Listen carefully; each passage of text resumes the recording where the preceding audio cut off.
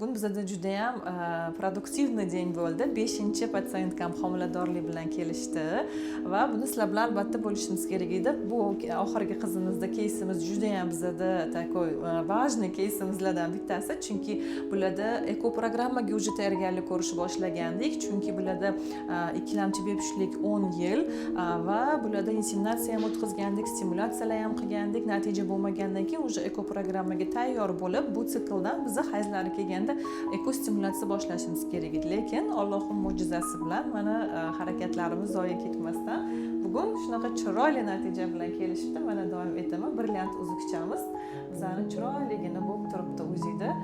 Inshaalloh umri bilan, rizqi bilan bergan bo'lsin. Vaqt soatida 9 oyda bolajonlarni ham ko'tarib olib kelsinlar.